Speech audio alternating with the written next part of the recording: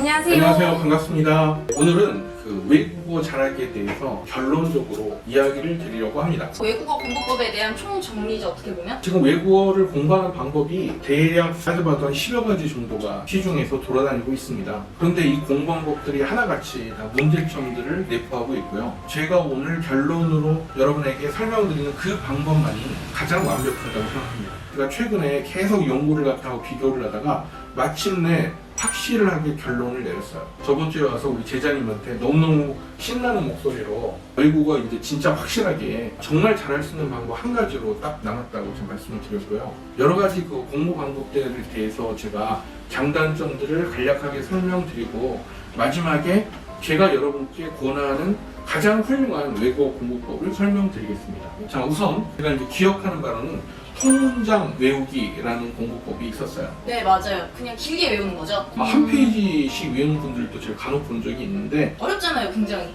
네, 이거 제가 체크 많이 해봤어요. 장단점에 대해서. 우선 에너지랑 시간 낭비가 너무너무 심합니다. 물론 그냥 나는 외국어 공부에 목숨을 걸었어, 이 정도 갖고도 안 되고요.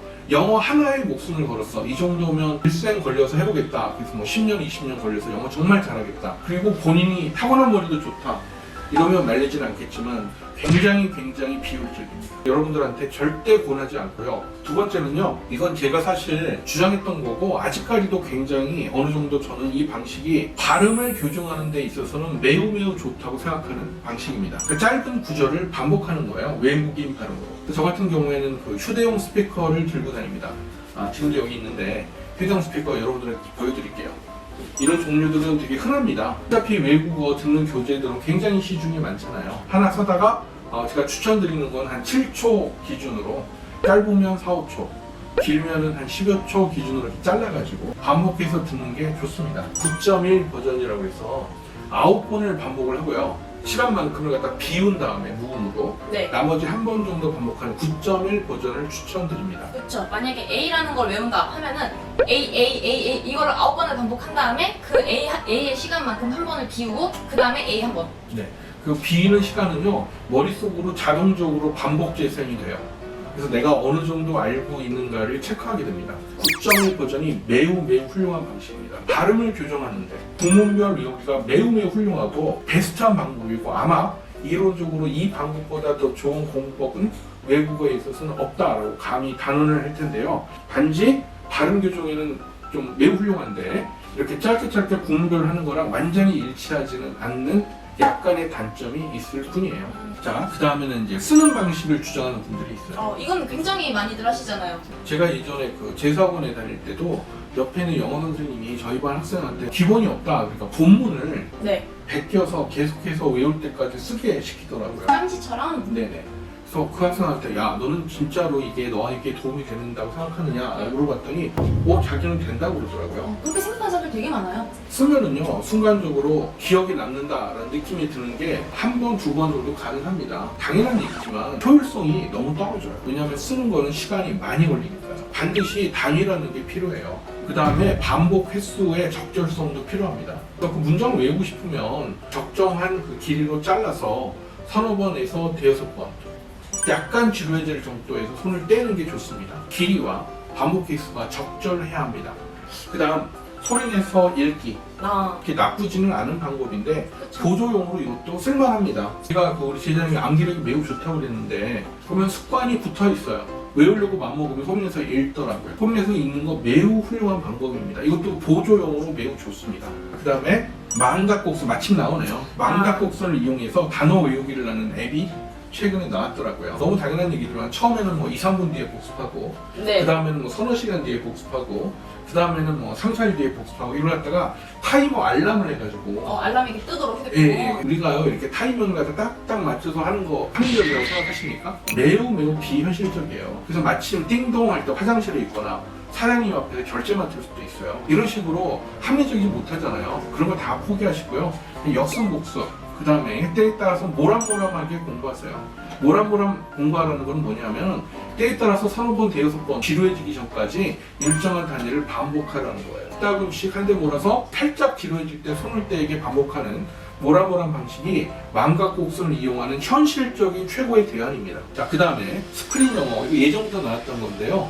영화를 듣다가 모르는 부분이 나오면 그 부분을 갖다가 이렇게 딱 체크를 해서 네. 반복하게 하는 그런 앱들은 지금 굉장히 많아요. 맞아. 엄청 많아요. 네, 컴퓨터도 있고 그냥 앱도 있고요. 이거 되게 좋은 방법인데요. 딱 하나 단점이 있다면 그걸 체계적으로 모아서 하나의 책으로 묶어졌으면 몰라도 그 영화에서만 보고 끝날 거면 나중에 반복 못 하잖아요. 한마디로 효율성이 떨어지는 거죠. 예, 좀 보충해드리자면 좀 음질이 안 좋더라도 자기 휴대폰이나 이런 걸 통해 가지고 그걸 갖다가 저장을 해서 끊임없이 반복할 수 있도록 저장을 한 다음에 적절할 때마다 모람모람하게 복습을 갖다 해주신다면 괜찮을 거라고 생각합니다. 그런데 그냥 스크린 영어 그 자체로 몇 번 듣고 말 거라면 그러지 마세요. 왜냐하면 무한히 자기가 죽는 순간까지 끊임없이 필요할 때마다 반복하게 만들어 놓는 게 공부하는 요령입니다. 그래서 이런 것만 모아서 따로 책이나 어떤 메모장으로 만들어 놓으시기를 추천드릴게요. 그러니까 그게 만약 보충이 되면 괜찮은 방법입니다. 뭐 가장 비싸고 확실한 방법, 유학이죠. 네. 유학 요즘에는 다녀오신 분들 꽤 많은 것 같아요. 유학은 뭐 여러분들 아시다시피 비용이 엄청나게 들죠. 두 번째는 시간이 너무 많이 들어요. 여러분들께 다시 한번 말씀드리지만 유학 가느니 그 노력의 10분의 1, 100분의 1, 그 비용의 한 10,000분의 1, 100,000분의 1 정도만 이 모란모란 공부법으로 한번 해보세요. 실패해봤댔자 뭐 약간의 돈과 시간이 나갈 뿐이고 정말 소소한 거다라고 생각하시고 저희 그 교재들이나 추천드리는 거 한번 참고하셔가지고 외국어 공부 한번 해보세요. 그러면 얼마나 이 방법이 효율적인지 그리고 얼마나 합리적인지를 아시게 될 겁니다. 그 다음에는요, 원어민 회화. 외국 나가지 못할 사정이 많아서 그 나라 사람을 우리 집으로 부르겠다. 예, 일반적인 경우를 말씀드리자면 첫째, 그 원어민 선생님이 한국말을 썩 잘하지는 못한다. 그쵸. 네. 내가 어쨌든 이해를 해야 될 거 아니에요. 공부를 하려면. 적절하게 막 고생하면서 하는 그걸 나름대로 즐기는 분들도 있지만 효율성 면에서는 별로다. 근데 재미는 있다. 그럴 것 같아요. 대부분 재미는 느끼더라고요. 확실한 단점 몇 가지 더 말씀드리자면 기계처럼 이 기계는 버튼만 한번 눌러놓으면 10,000번이라도 반복하겠지만 원어민 선생님은 예의상 2-3번 이상 반복하기를 요구하지 못합니다. 계속 그렇게 요구하면 그 선생님이랑 인간관계가 절단나죠. 그 다음에 아무래도 한국 선생님보다는 비싸죠. 비싸죠. 네.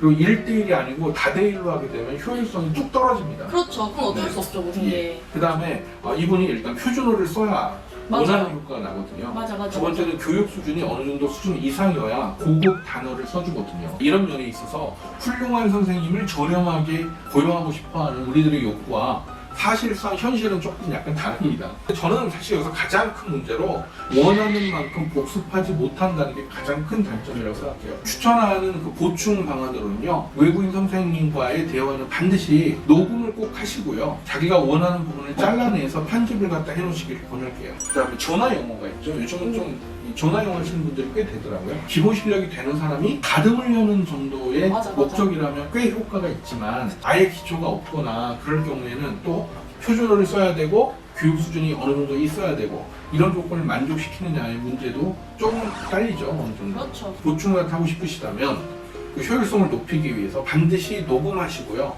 필요한 부분을 편집해서 쓰는 그 나름대로의 센스를 발휘해 주시기를 부탁드릴게요. 추가로 참고로 더 말씀을 드리자면 요즘 구글을 비롯해가지고 보이스 딕테이션이라고 하죠. 그 목소리를 갖다가 타이핑해주는 기능을 가진 어플들이 많습니다. 그래서 그걸 통해서 자기가 구글한테 받아쓰도록 시킬 수가 있어요. 구글이나 그 시리라고 하죠. 맞아요. 예. 구글이나 시리한테 자기가 쓰는 걸 갖다 타이핑을 하도록 해서 발음을 교정하게 만들 수도 있고요. 조정 기능이 있어요.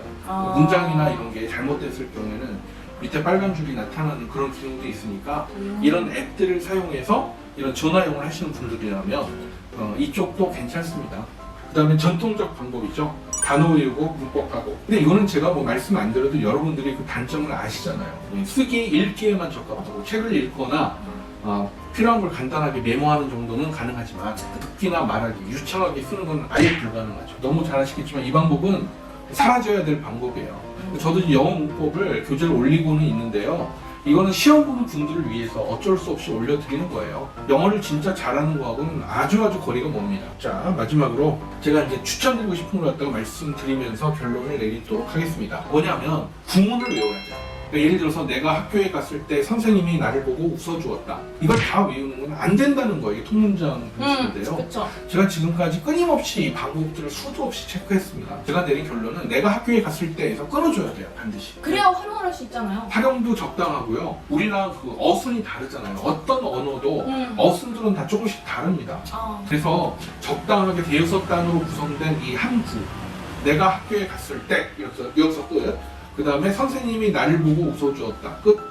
이 정도씩 짧게 끊어서 그렇다고 단어는 아니고 네네네. 그 나라의 어순의 특징이 포함되어 있는 대여섯 단어, 서너 단어 이상, 대여섯 단어 정도 되는 그 정도의 구문을 외우는 게 매우 효과적입니다.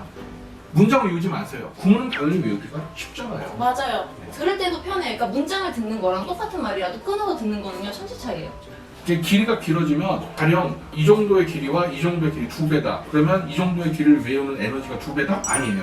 4배입니다. 4배.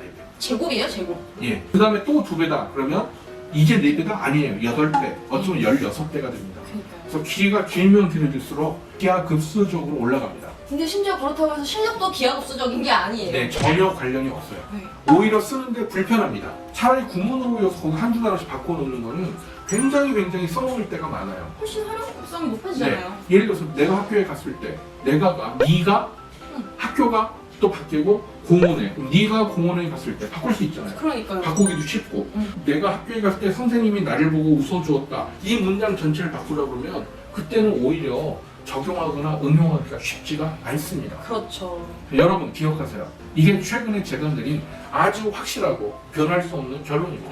뭐냐면 적절한 길이의 구문을 외우세요. 문장도 외우지 마시고요. 문단은 더더욱 외우지 마세요. 아, 맞아. 그건 시간 낭비입니다. 아니 우리나라 말도 그렇게 못 외워요. 아니 한국말 잘하는 사람은 이 문장을 보고 다 외우나요? 아니에요. 그리고 한국어 공부할 때 그렇게 하셨어요? 아니거든요. 적절한 길이의 구문. 예를 들어서 한 6, 7단어 정도가 가장 적절합니다.